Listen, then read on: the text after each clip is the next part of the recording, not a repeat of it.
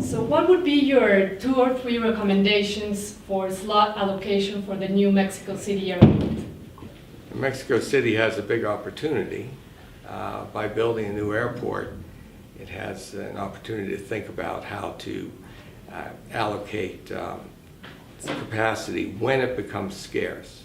And so one of the most important things is how much demand there is for operations at the airport on the day it opens relative to the airport's capacity. Hopefully there'll be more capacity than demand. So at that point you won't need slots. That's important. So that means airlines will publish their schedules and you'll accept them all, and then you will lease them slots. Even though they don't have to pay for them, they will have them. That will give them historic precedence with those slots. Then you'll continue with that process each scheduling cycle until you reach a point where in some hours of the day or in some seasons there'll be more demand than capacity. At that point you need a way to break ties between people who want the slots and those who don't. So the people that have historic precedence and own the slots at that time, they'll have a lease on them for, say, 10 years.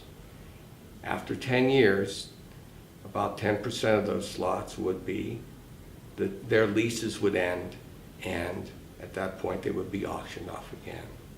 Now that's one mechanism you could use. The advantage of it is that over time, you'll have the people or the airlines that value the slots the most and have the ability to do the most with them. They will be the ones flying here in Mexico City, as opposed to airlines who may just not be very successful but happen to have been here on the day the airport opened. That was our experience in New York, and it creates a lot of angst and poor service over time. There's other things you could do. You could try administrative programs, but in the end, it's impossible to write an administrative rule that someone won't figure out a way around.